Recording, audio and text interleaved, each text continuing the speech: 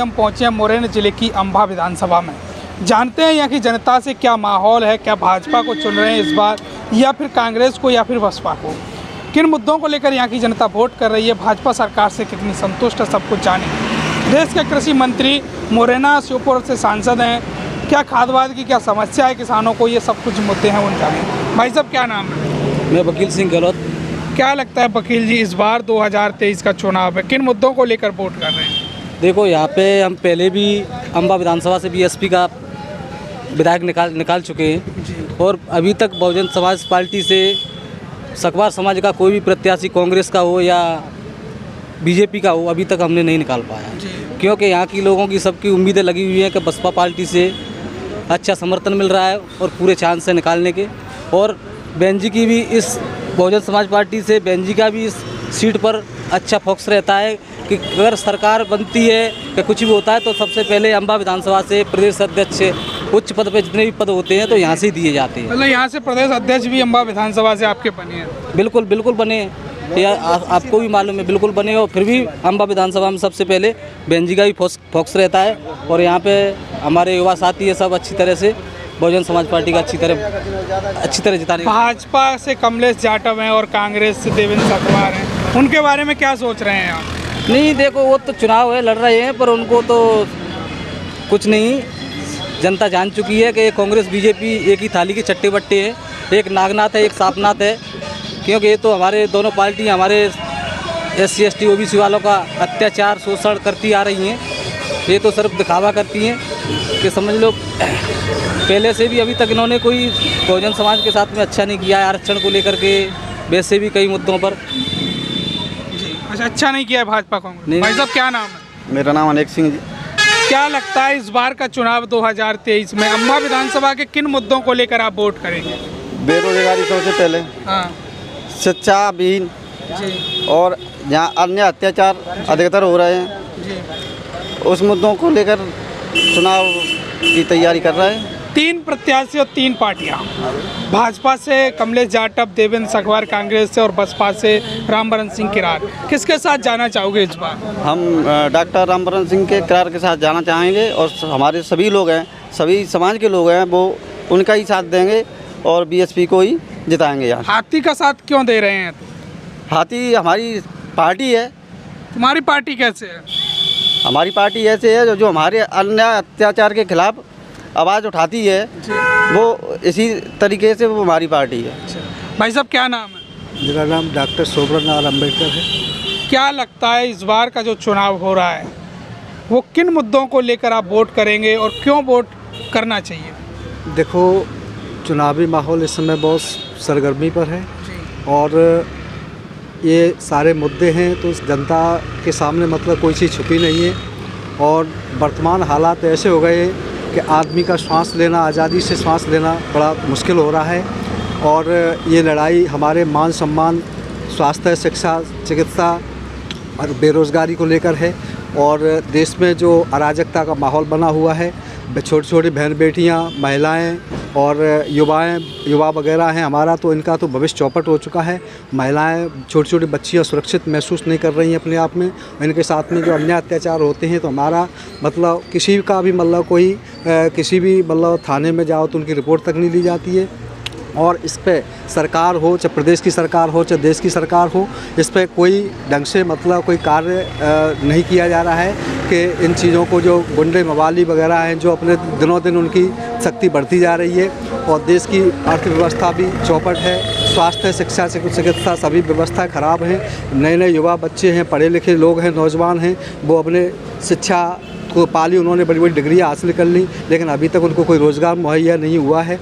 और इसी मुद्दे को देख के हुए कि आज हमने 60-70 साल देश को आज़ाद हुए हो गए, लेकिन जो एक दिशा और दशा बदल सकती है तो वो बदल नहीं पाई भारत, वो अभी तक नहीं बदल पाई। तो 23 के चुनाव में किसके साथ जाना चाहोगे आप? अब इन सारी दोनों पार्टियों को देख लिया और इनका हमेशा से सत्ता में रहे हैं ये लोग, तो लेकिन अब हमने मतलब अब तो मूड बना लिया है कि हम बहुजन समाज पार्टी को क्या नाम सत्ता में देखना चाहते हैं। और एक बार हमने देख भी लिया है यूपी के अंदर बहन जी की सरकार में, मतलब शासन अच्छा लगा आपको? शासन अच्छा लगा और उनके यहाँ पे मतलब किसी भी तरह से कोई आतंकवाद वगैरह और तुम्हारे गुंडागर्दी और ये भेदभाव सारी नहीं चीज़ें हुआ। हाँ, भेदभाव नहीं हुआ। और बहन जी ने सभी समता, एकता, अखंडता के काम किया। किसी के साथ में मतलब कि अन्य अत्याचार नहीं होने दिया और रोज़गार भी दिया बहन जी ने, ठीक है ना। और कानून व्यवस्था बिल्कुल सर्वोपरि रही है उनकी। आज हम क्यों, पूरा देश ही पूरा देश ही, चाहे पक्ष का हो चाहे विपक्ष का हो, बहन जी का आज बहुत गुणगान कर रहा है कि सत्ता चलाई है तो बहन जी ने चलाई है। ऐसा ही देश को पीएम की ज़रूरत है। देश की पीएम बनाना चाहते हो? हाँ, हम बहन जी को एक बार देश का प्रधानमंत्री देखना चाहते हैं। और देश की दशा और दिशा बदल सकता है तो कोई बहन जी के अलावा कोई नहीं बदल सकता है। आइए कुछ लोगों से और जानते हैं। भाई साहब क्या नाम है? मेरा नाम हरिमोहन सिसोदिया है। सिसोदिया जी, क्या लगता है इस बार बड़ा दिलचस्प चुनाव हो रहा है मध्य प्रदेश की अम्बा विधानसभा में, क्या देख रहे हो आप?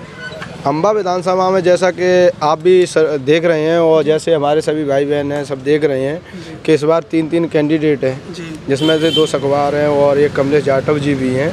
लेकिन हमारा ऐसा मानना है कि जब तक हम राजनीति में जैसा देख रहे हैं माहौल, कि आने वाले समय में आज तक चाहे सकवार हो चाहे कोई भी हमारे समाज से, सकवार समाज से, बाहुल्य क्षेत्र से चुनाव लड़े हैं तो बसपा के सिवाय कोई भी विधायक नहीं बन पाया है।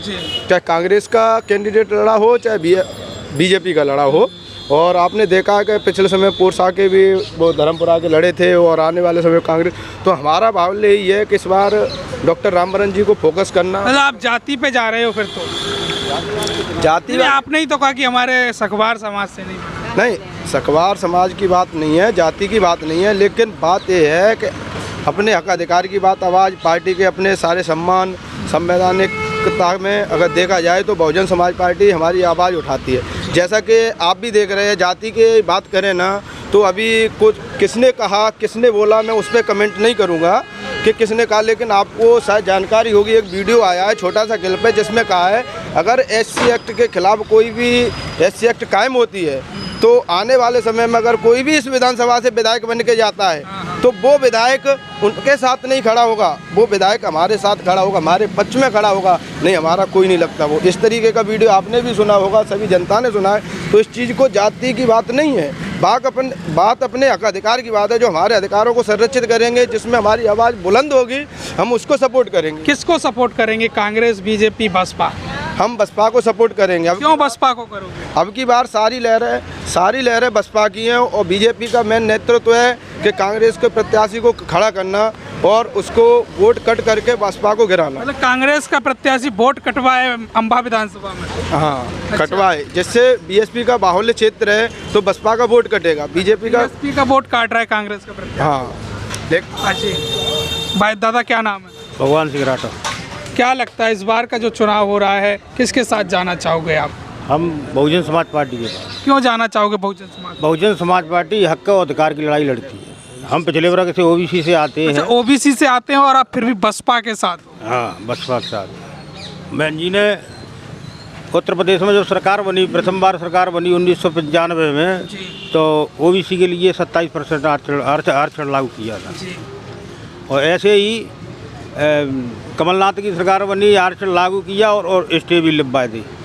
आज तक हमें मध्य प्रदेश में, जब तक मध्य प्रदेश में उत्तर प्रदेश से जनसंख्या ओबीसी की ज़्यादा है पिछले वर्ग की, फिर भी हमें आरक्षण नहीं मिल पा रहा है। 27 नहीं मिल पा रहा है, जबकि हमें यहाँ 40% आरक्षण मिलना चाहिए जनसंख्या के आधार पर। बसपा इस बार क्या रच रही है मध्य प्रदेश में, क्या करेगी? अब की बार मध्य प्रदेश के अंदर समझ लो कि किंग मेकर की भूमिका निभाने वाली है। मध्य प्रदेश में अच्छी सीटें जीतने वाली है और जितने भी बसपा से अपनी 6 विधानसभा निकलने वाली है, पूरे चांस है 101% अच्छा बहुमतों से जीतेगी।